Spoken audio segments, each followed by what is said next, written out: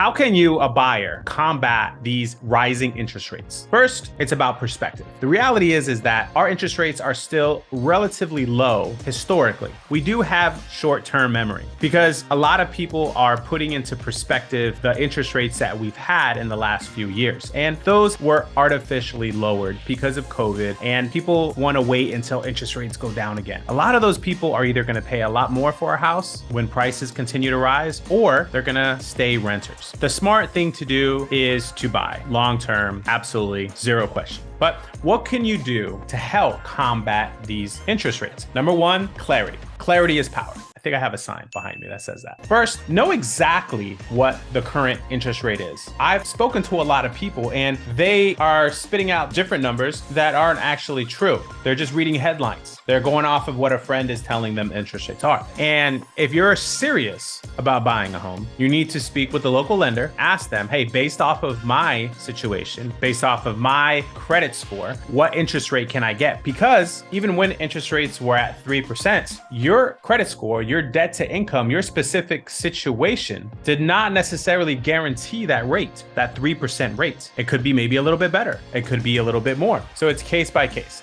So it's very important that you seek clarity. And also remember, you can't lock into that rate until you're actually under contract. The next thing is understand that there's ways to get that interest rate lower. You can do something called buying down points. Buying down points allows for a seller or a buyer to provide upfront interest to the lender in order for them to lower the interest rate. Buying down points is case by case because you want to determine at what point are you breaking even? How much does that cost? So it's typically 1% of the purchase price in order to lower your interest rate anywhere from 1/8 to 1/4 of a percent. How much savings does that result in? It depends on the purchase price of the property. That's something that a good real estate agent and a good lender can explain to you. So that way you know if it's worth paying that amount of money. Now, who pays that? In the market that we're in right now, it's still technically a seller's market because a seller's market is defined by the average inventory sitting on the market for approximately 6 months. Right now, we're at approximately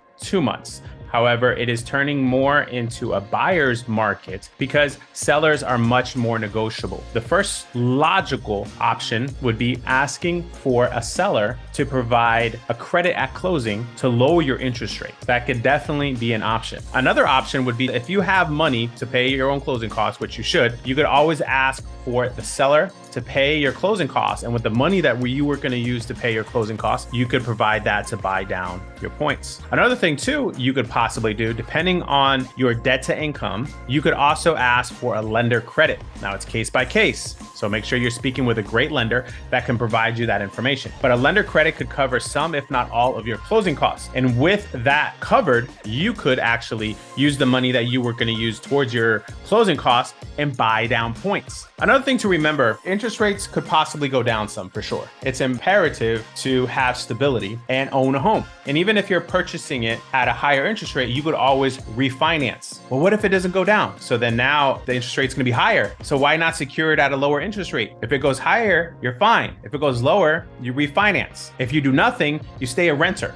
Or you stay in a home that you've outgrown or doesn't meet your needs anymore. I always tell people that you want to evaluate the situation, evaluate the market, seek clarity. Don't not do anything because you think interest rates are high. Speak to a lender, figure out exactly what it looks like. And perhaps your dream home is out there and perhaps you're gonna be paying a higher interest rate, but when the rates go down, you can refinance. You know, you don't have to marry the interest rate, you marry the home. Another obvious option would just be putting more money down. So then you're only financing a smaller percentage, which would mean your monthly payments would be less as well. I hope this was of value to you, understanding how you could possibly lower your interest rate and lower your monthly payment. And if you have any questions, as usual, please do not hesitate to reach out.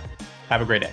Thank you for watching the video. If you want to see more videos like this, please subscribe and smash the like button so that we know that you like what we're doing, so we'll do more of it.